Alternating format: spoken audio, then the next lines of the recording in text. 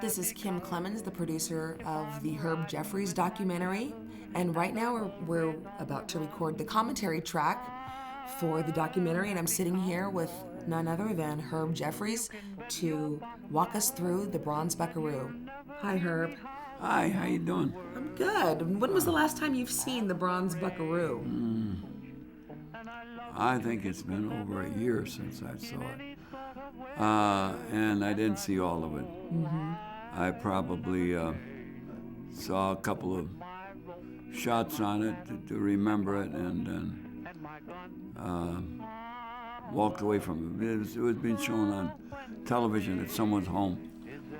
I don't watch my films very much. Busy doing other things, and I don't have the time to sit down and get involved in my ego. Do you remember shooting this movie very well? Oh yes, I have absolute recollection. Yeah. Where was this movie shot?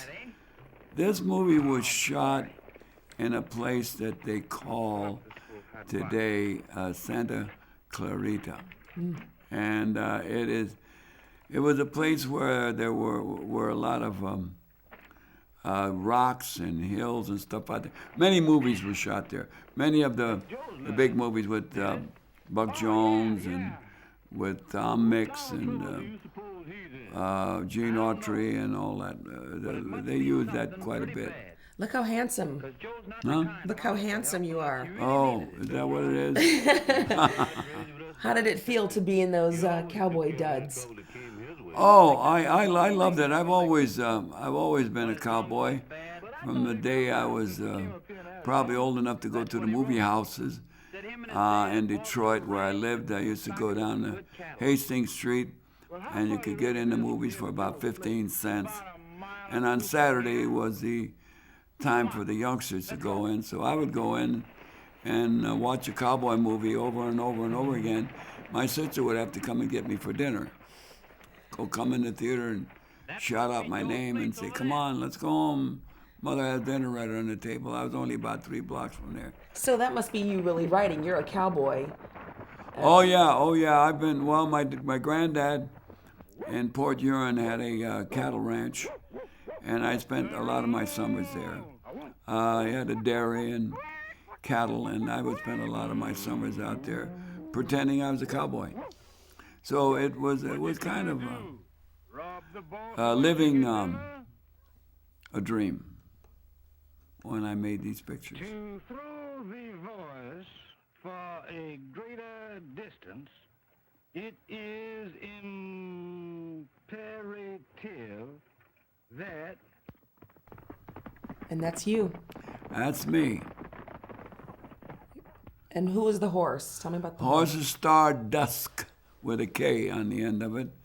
And I named him, and I loved him, and we became quite friendly with each other. As a matter of fact, I had a love affair with him as far as being able to understand him, and he understood me. I never had to have much trouble. I did stunts on him, and he was always very friendly with me, and I was able to train him. So he was a wonderful horse. I loved him, Stardust. who are the group of guys with you? Well, those are the singers, and Dusty Brooks, the guy I'm talking to right now, he was a lead member of that singing group, the Four Tones. Do you remember shooting this scene right here? Oh yes, I remember every scene that I was in. Of course, there were a lot of scenes I was not in that was done with the other actors. And that's Artie Young, very pretty girl, and a very nice and a very efficient actress. So this wasn't her first movie. Was she an established? Well, as a matter of fact, it was her first movie. There were back in 1936. There were no movies that featured colored people outside of the comic movies, and then of course there was men who were very famous in the motion pictures, such as Robinson. What was his name? Bojangles, and Bojangles was very, very famous, and he worked with Shirley Temple, but he played subservient role. And then most of the actors back there who worked in movies in those times were either in the Tarzan pictures, emulating the jungles of Africa. See? So actually, this was the first, not this particular picture, but 3 pictures prior to that. Harlem on the Prairie was the first all-colored cast movie ever in of singing and acting, 1 hour, 60-minute film at that time. And that was the first one ever made where a colored person was a star, played a hero in a picture. And it was a success because this was your third? That's my third picture, yeah. How many takes would it take you all to work out a scene like this? Well, I'll tell you, in those days we didn't have a lot of money. We made these films in 5 to 7 days. They were called quickies, all of them.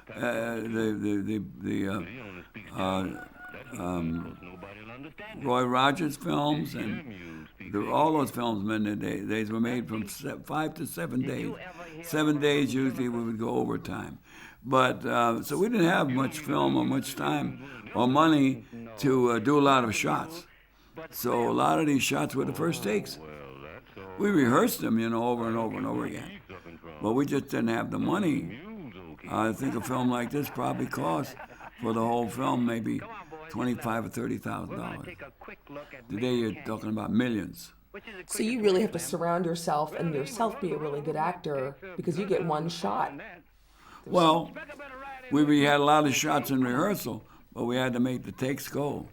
And that's the way the producers wanted it. Some of them weren't what we wanted, but they went in the film anyway.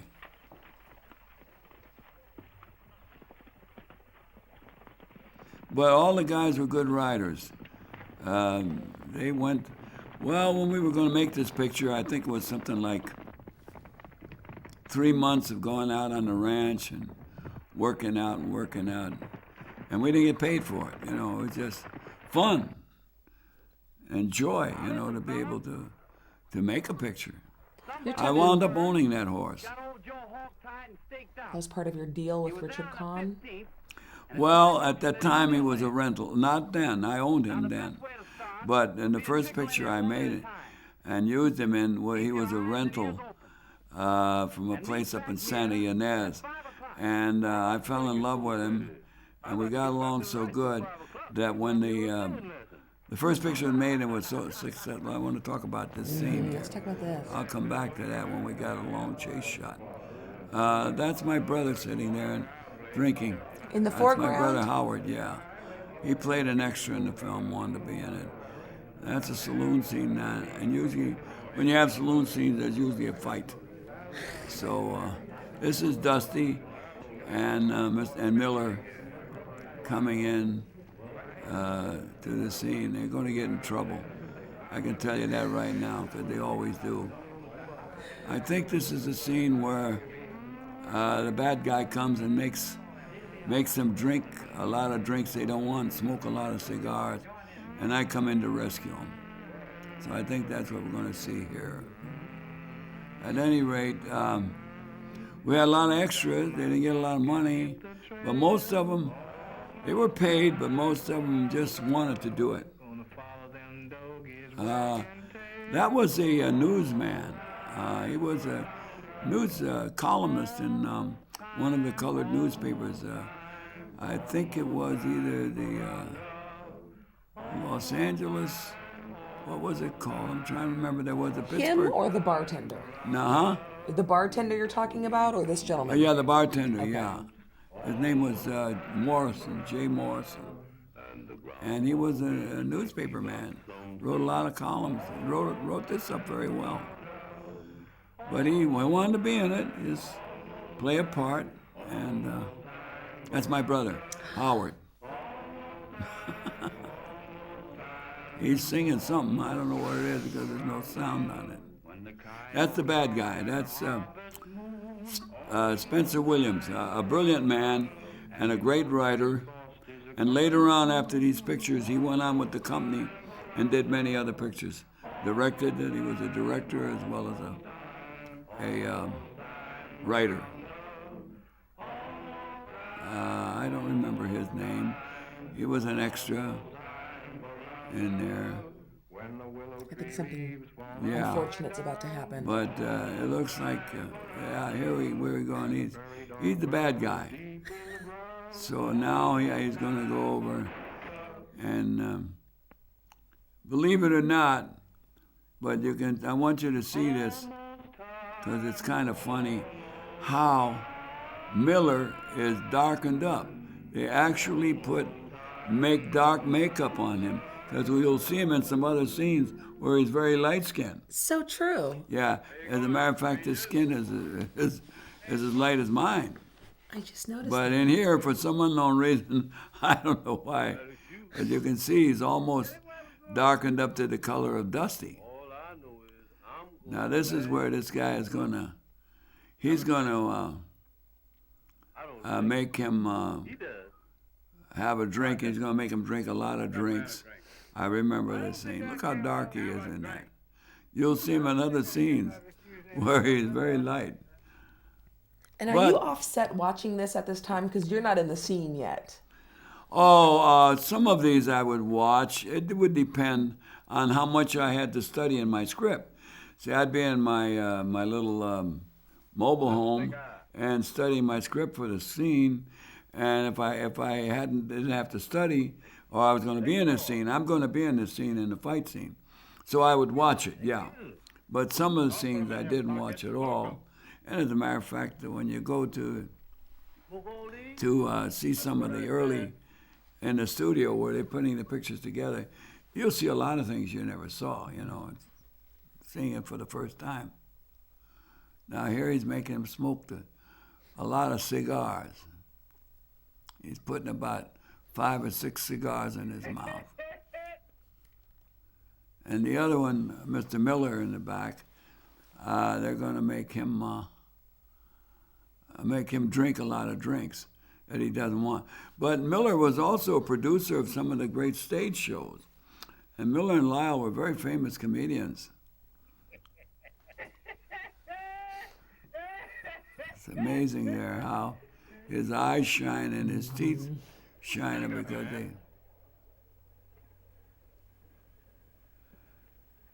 But you'll see other scenes of him where he's very, very light.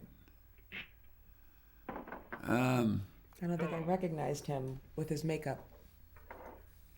That's Spencer Williams. And Spencer, as I said, went on to make a lot of all-colored films after these because the theaters opened up and some of the Caucasian theaters accepted them too because of entertainment value. Not so much the fact that we were great actors. They didn't come because we were going to win Academy Awards, but the entertainment value. Because we had music and dancing. And if you could hear the sounds in this, you could hear a lot of music playing underneath it. Do you know why he's making him smoke these cigars? Look. Well, just to show how bad he was. And then that gives you an excuse for the hero to come in, and get a hold of the bad guy. Boy, are you having a little trouble, Dusty? The thing is, these pictures were made back in 1936, and of course, celluloid film. And of course, the celluloid deteriorates. And all pictures, 50% of all pictures made back in those days, 50% of them are only around because the nitrate in the celluloid would dissipate them and they just fall apart. We were very fortunate that these were saved as well as they are. And I understand they were buried under the ground in Tyler, Texas. Tell me about this fight scene, Herb. Well, we got hit a couple of times, but we practiced it. And we went through the rehearsal of practicing it. But in a fight scene, you're going to get socked a couple of times because you're not going to be able to miss. It's a camera angle that makes you look like you're hit and you're not. So the cameraman is really the hero in the fight scenes.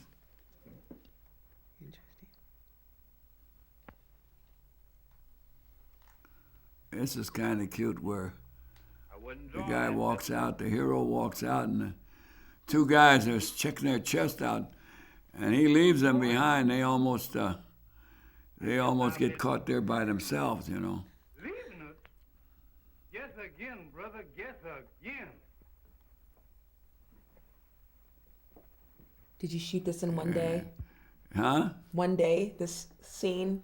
That shooting, yeah, we did a lot of shooting in one day. As a matter of fact, the minute the sun came out, we followed the sun.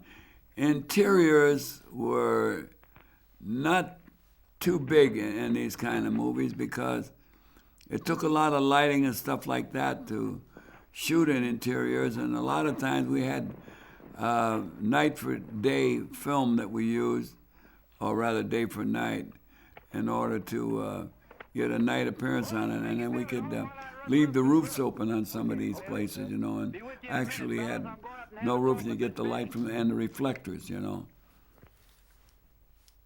Sets that we had. These were not sets. These were people played. This was a ranch that they leased from somebody to do the film on. Now look here, Muse. In here, what's going on right now is he has a book. Since we don't have any sound and we're looking at this silent, he has a book where he's learning how to throw his voice, and so he's making the mule. He's practicing, and the mule is talking. Mr. Miller over on the other side is listening, thinking that the mule is talking, because Dusty is throwing his voice. Now you can see how the difference in Miller's color. See how light skinned he is there? Mm-hmm.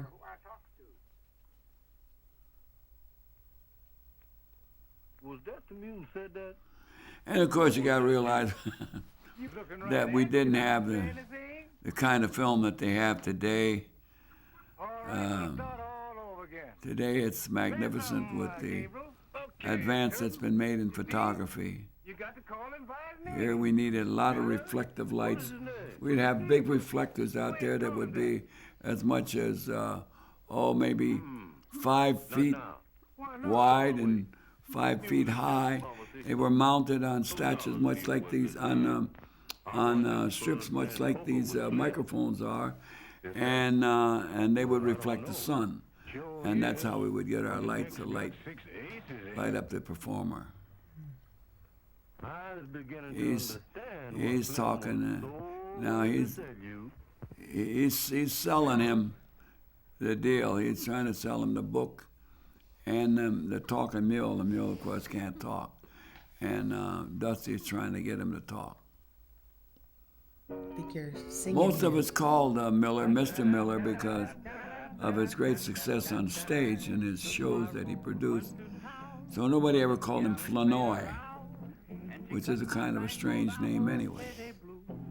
What's going on here, Herb? This is a bunkhouse scene, and I assure you there was a lot of entertainment in it. We even have dancing. They didn't have dancing in the other cowboy movies. We have some dancing here. I think we have some dancing. I'm singing there right now. I don't remember what the song was. Is it the Payday Blues? But they were very good musicians. They learned songs very fast. And I'm trying to remember what that song was I singing by looking at my mouth. I think it's the Payday Blues. Huh? Is it the Payday Blues? That could be, yeah, it's the Payday Blues, yeah. I recorded that again here just a couple of years ago on an album called The Bronze Buckaroo Rides Again. It's a good song. And there's a tap dancer. And he is an excellent tap dancer. Too bad we can't hear his taps. But it was things like this in the movies that made other theaters besides the colored theaters take them on. And so we got distribution in overall theaters because of the different entertainment that we had in it. Do you remember who this is? I can't remember his name. No. As a matter of fact, I didn't notice it even on the star names on the front of the film. I can't remember his name. I'm going back too many years from my memory and you know, as a matter of fact, he was well known too because he danced in a lot of the clubs, in the nightclubs. He's funny. I don't know what Dusty is up to with that whittling, but we can't hear the dialogue, so most of this is just coming from my memory of the film. And as I said before, the last time I saw it was on a monitor like this at somebody's home. And I didn't pay much attention. I saw some of the scenes, and then I walked away from it because I probably was busy writing the autobiography, and probably was someplace with my associate Raymond Strait working on autobiography, so I didn't have much time to look at old movies. But I have seen them, you know, in earlier days. I would see them, and I'd be invited to perform on some of the stages where they were playing, and so sometimes I would go in the theater and just sit there and watch the theaters until it was time for us to go on.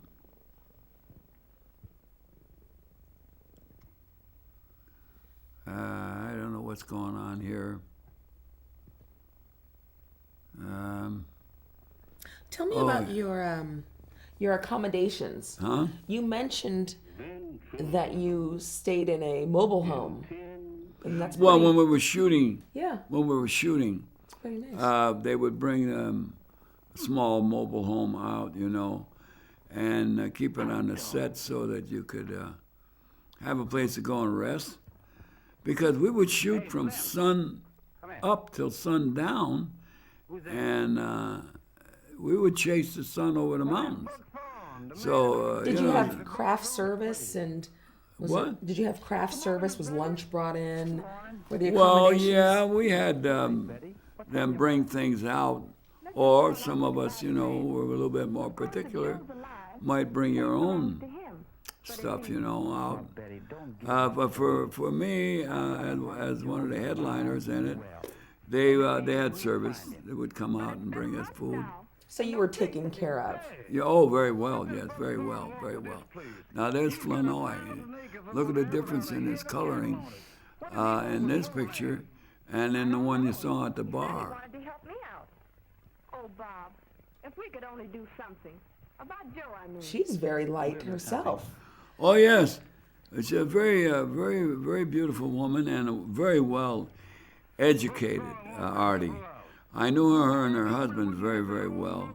They were friends of mine, and I had visited them at their home many, many times, and I knew how well educated she was, and she wanted to act, and no acting background at all. She was a chorus girl. You know, she would dance in the chorus at some of the clubs there, but I guess most people who like the theater always hope and pray that someday they'll be an actor. And she was very good, natural, just a natural-born actress. That's, again, Spencer Williams. He's very well recognized in history today in the movies that he has directed and written. Did you keep in touch with him after your films? That is, wait a minute. Let me remember his name. He's a very fine actor.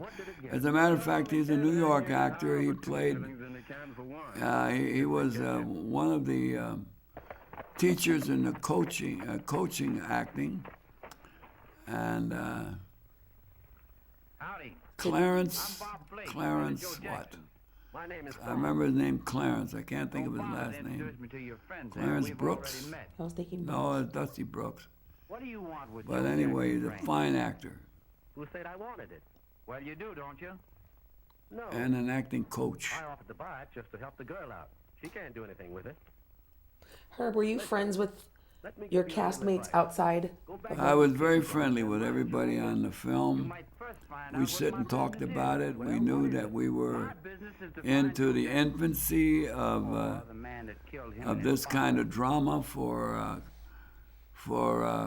colored motion picture acting, and we were very excited about hoping it would be successful, and knowing that if it were successful, it would help in a lot of advancement, because of the prejudice and the discrimination that was going on in those days in '36 all over the United States. What do you make of that? And One thing.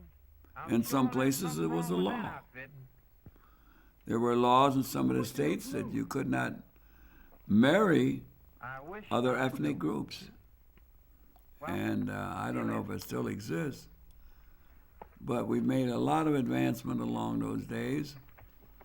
And I believe that eventually it will go away like it did in France. I love France because France was like that. No discrimination whatsoever. It was what your ability was and what you could do. Well, look what we have done here. We have had great progress. We've got a woman up there right now with the president, Mrs. Rice, and she's been doing a lot of work over there in Iraq and helping out with things. Secretary of State, Colin Powell, was another one. So there's been tremendous advancement. We might not realize it as much as it really is, but we've gone a long way in bringing this ethnic nonsense Absolutely. into a more better understanding of each other.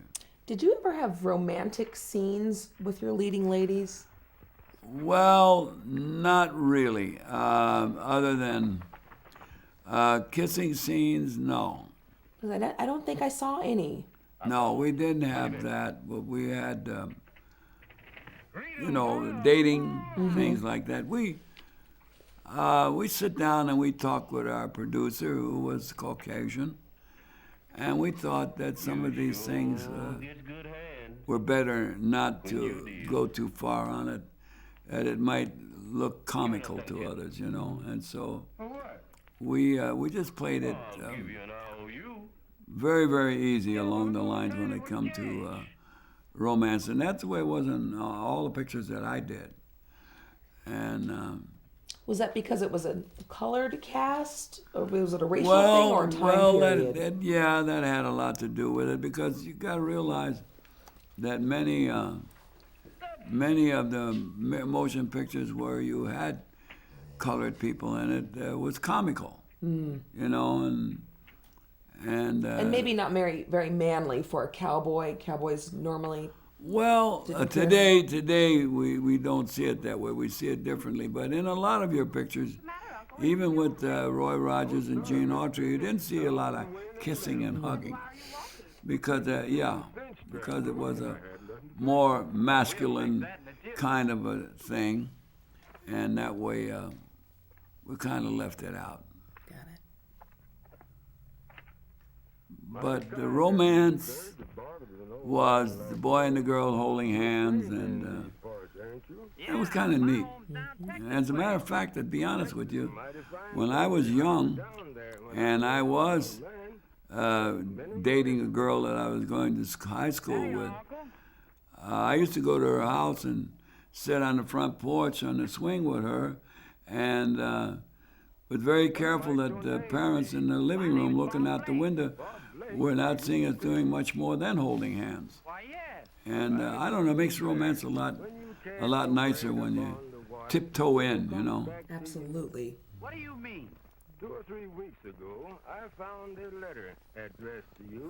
This I have no idea So I put one on and what in the world we're talking about. You mailed the letter to me? But Who's that? this is an old wise man that we ran into in the desert, and he was supposed to, I guess, give some advice Are you sure of that? to us. He was an old wise man, and that's the only scene he had in the movie.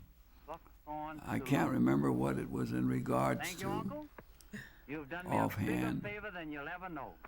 I don't think I've seen you, Herb, without your hat in this movie. Well, not even in the fight scenes. You will see Think of that, Bob. around where my sideburns come down there, there's a string. They're holding And buckstorm.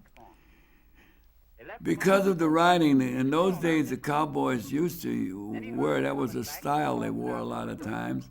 And the hats were so big that a gust of wind would just take them off, you know. You could be standing still out there in the desert and a good gust of wind would come on and blow your hat away. So we tied the hats on underneath. And then, you know, I was jumping up on the horse, you know, and you'd make a jump up there, you could knock the hat off. saying anything to the It boy. doesn't look so good when a cowboy's hat goes flying off your head and shoot a shot. There's, look at it. It's on there good. Yeah, he was an old wise man giving us some direction someplace. This is Flournoy Miller. Look how light-skinned he is. You see, people don't realize that what they call colored people come in many colors. And they do. Actually, let me tell you about the word colored. The word colored in the South was used for any ethnic group.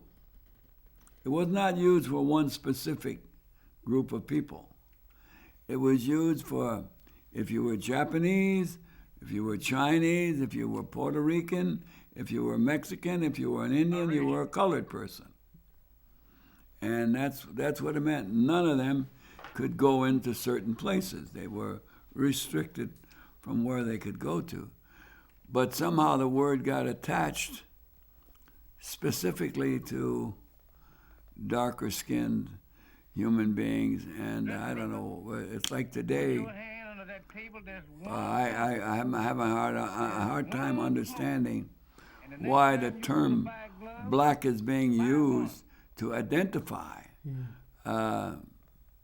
It's not a kind word, it's never been a kind word, and it's always meant throw you in the dark cellar down there where it's black, where the devil will get you. And I've never seen anybody black. I've seen dark umber, brown, wherever I've been in the world. And I've never seen anybody white either. Did you have a hand in writing these scripts? No, I had nothing to do whatsoever with the writing of scripts. Some of the music and the songs, yes.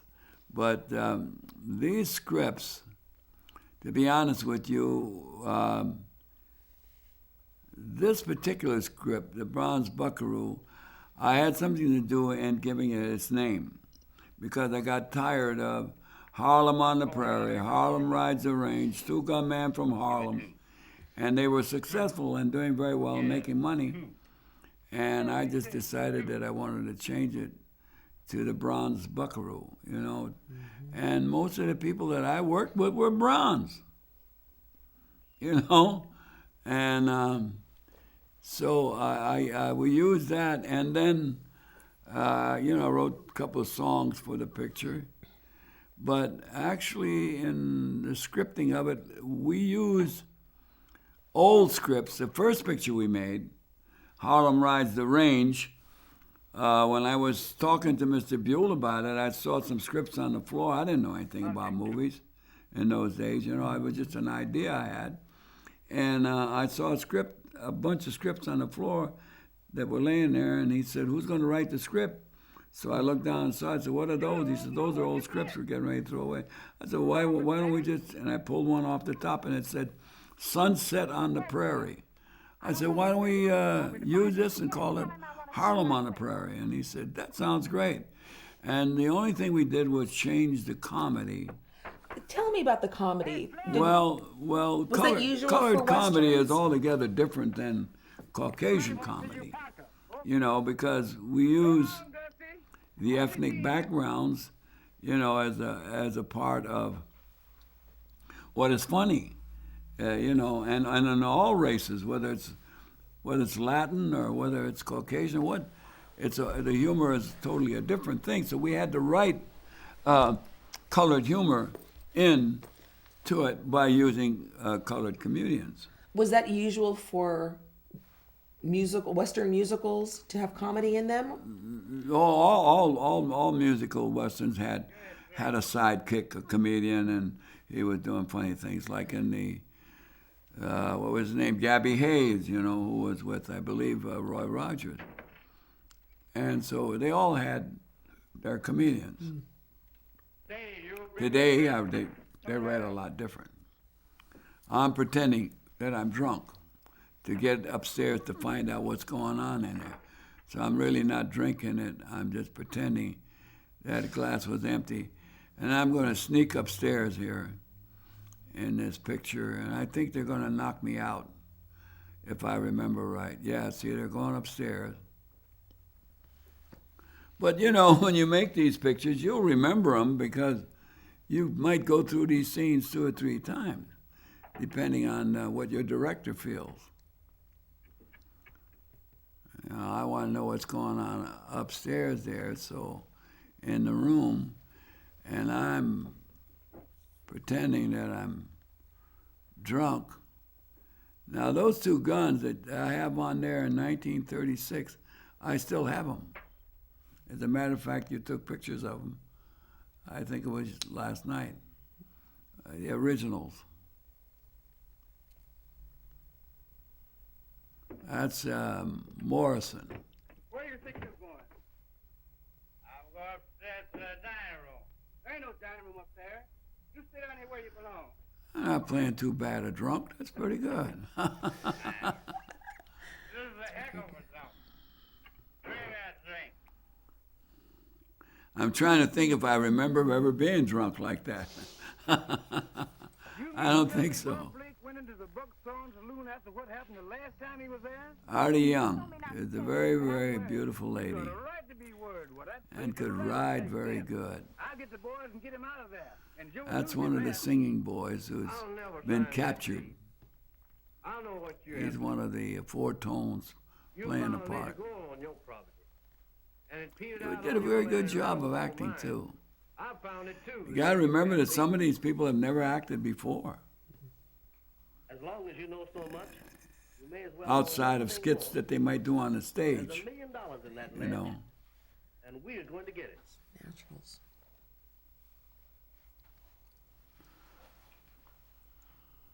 There you go. It's much better to look at it with the sound. Unfortunately, we don't have sound on this monitor, so we're taking it off the top of our head.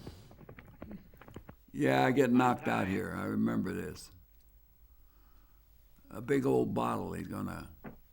Don't knock my hat off. That hat stayed right on. didn't it? Knock off. No, my hat stays on, even on the floor. And let me tell you something. That was a real kick. I felt it. I saw your body move. Oh yeah, he kicked me.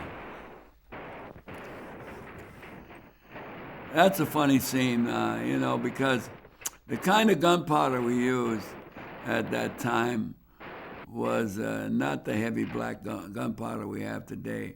And we used it in what we call a half load.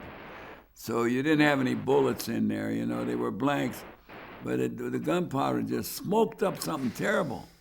And, you know, no matter how dramatic it was, it became a funny thing to see all that smoke, you know. And that was in all pictures. Look at that. Didn't even, after I got hit on the head, it didn't even crush my hat.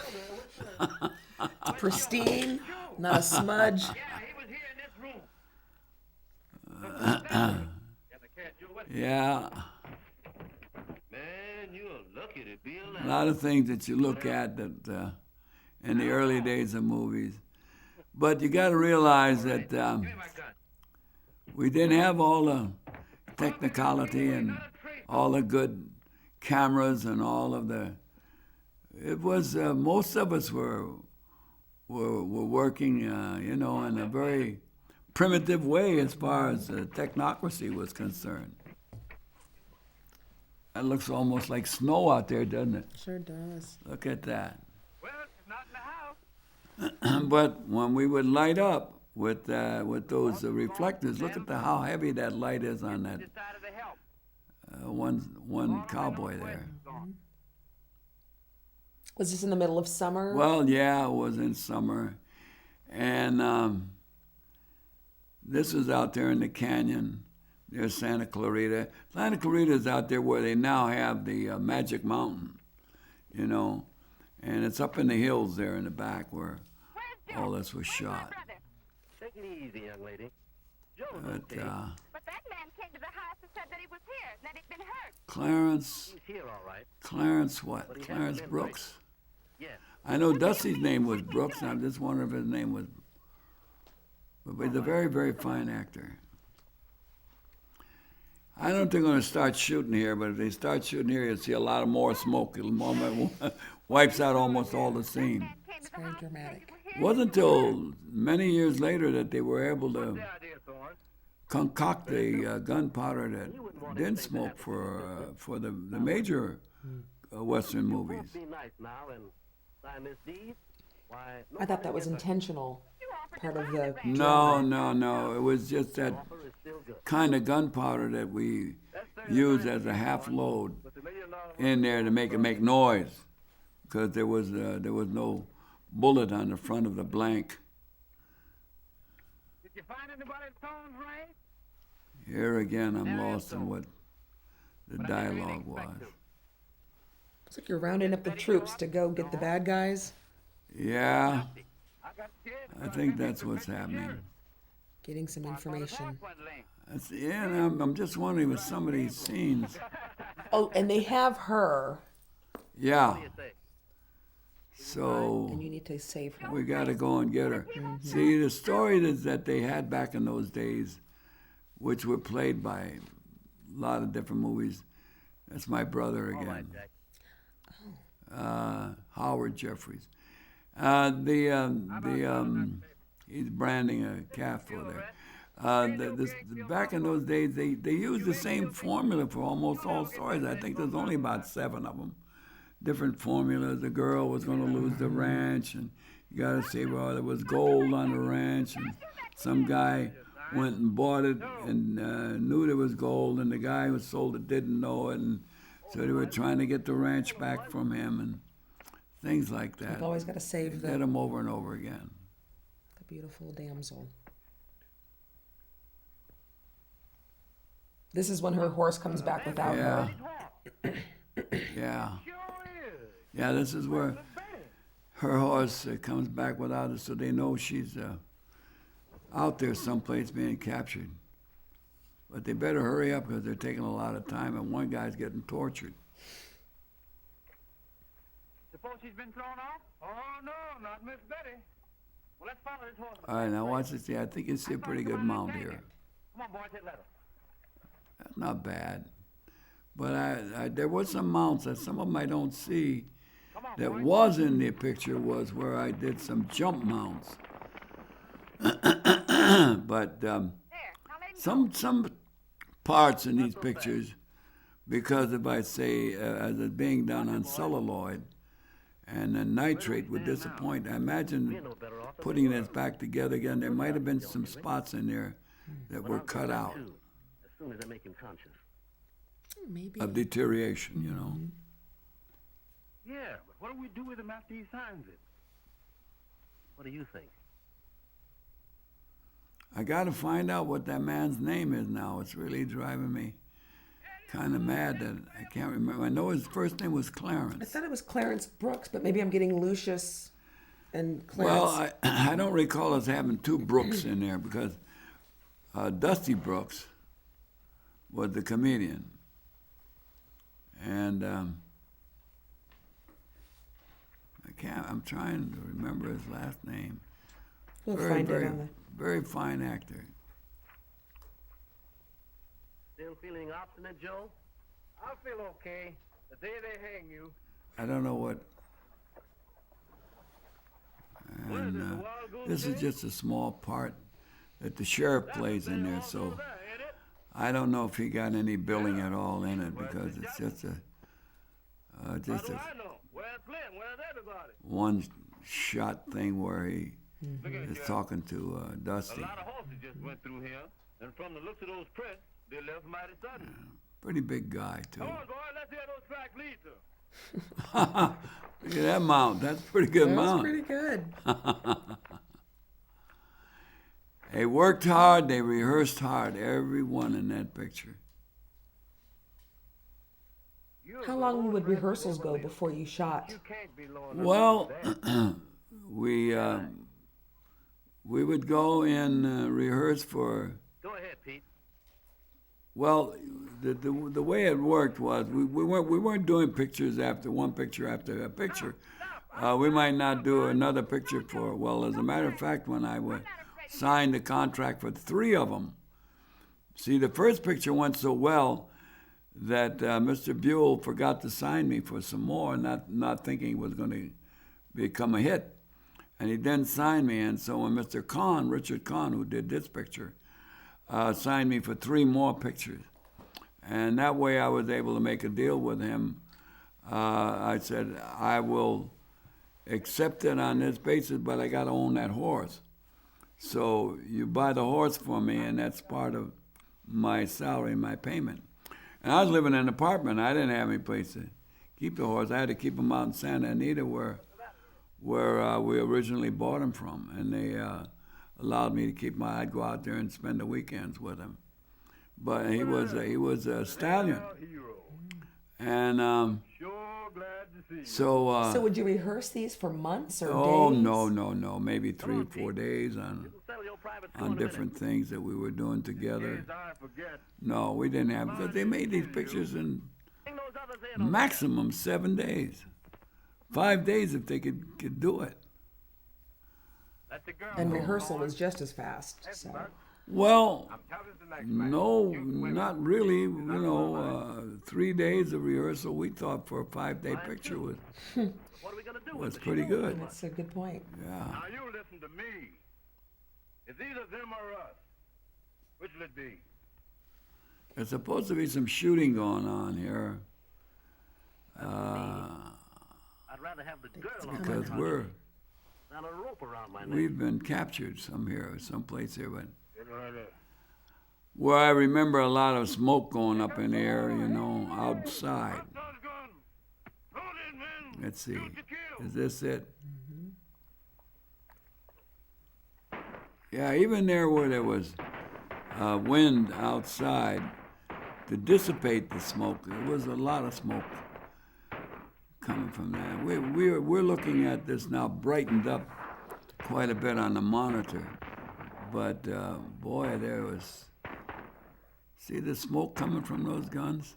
Mm-hmm. That was the powder we used.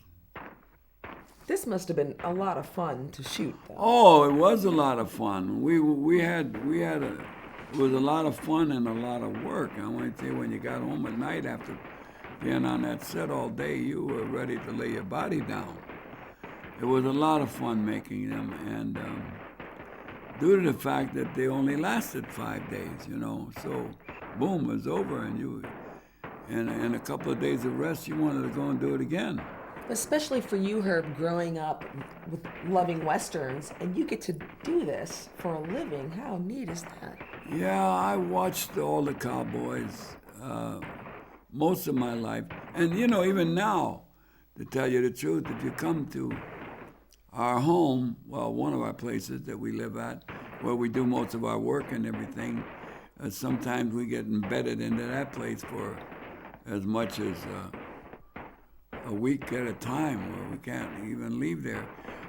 You'll see it's all Western. You know, I got the skin rugs on the floor and skin on the wall and cowboy stuff all over the house. I love the way of life. It's very comfortable and very relaxed. And cowboys, to be honest with you, in the earlier days, when they lived together and worked together, of all nationalities. If you'll see right now, I'm wearing a belt on that was given me in Florida. In Texas, rather, in Fort Worth, Texas. And it says Cowboys of Color. And in that we have all kinds of Mexican cowboys, we have Indian cowboys, we have colored cowboys, we have white cowboys or Caucasian cowboys. We have them all mixed together. And many years ago, they all really lived in the same bunkhouse together. So, and they're very much that same way today. These are just shots that we're looking at now where showing some comedy. Wonderful acting of Dusty. He was just absolutely a marvelous comedian. And not knowing, you know, that he came in as a singer with the Four Tones to sing and took the part of Dusty with Flournoy. And Flournoy Miller turned him into a marvelous comedian. How tall are you, Herb? You're pretty tall, much taller than the rest of the cast. 6'3". I'm about. I probably lost a half an inch with my accident and my vintage, but I'm about 6'2" and a half now when I stand up. No, this is a deed. Oh, don't be ignorant. It's a deed. His land. But that hat makes you a good. Well, the 7 hat, feet yeah, tall. the hat really puts you up there. Did he leave you all this property? Nope. But as you can see me standing there, As a man, I'm taller than anybody else in there from my nose, if you watch my nose coming across. But that is a big hat. I guess we're getting close to the end of the film.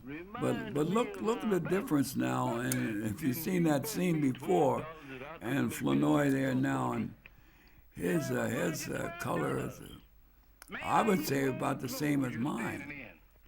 Big difference from that previous scene where he was. Oh yeah. But you know, the producers in a close-up scene like that in those days wanted him to look darker, so it would look more colored and have more colored comedy to it. So they darkened him up for that scene.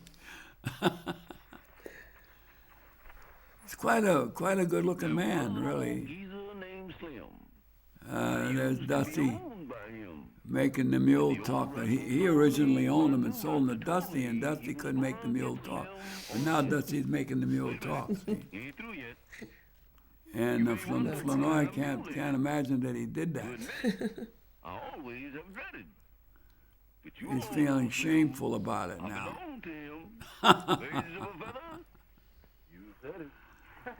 Yeah, those were great days, and I loved them. And now these things are shown today as cult films. Who would ever think they'd wind up being history? Never in a million years. You know, you did them because you were hoping that it would improve relationship between ethnics, and that's what we were trying to do. Because you know, I always say, your greatest paintings that ever were made by the masters are made with all colors. And You're riding off into the sunset here. yeah, riding off into the sunset. The wonderful Dusty Brooks. Everybody loved him on the set. All good memories from making this film? Oh my goodness, wonderful memories. Wonderful ones. I watched, this is the first time I've seen it all the way through, probably in 20 years. And this film is really how people remember you today. You mentioned the Bronze Buckaroo. And Yeah. And even little kids who never seen the film, and they say the Bronze Buckaroo, and they'll see our car out in front of the cafe, and people say, "Well, that's the Bronze Buckaroo's car." So they'll come into the coffee shop to see who he is and what does he look like and what is he about, Well, thank you very much for sharing. My pleasure. I enjoyed it very, very much.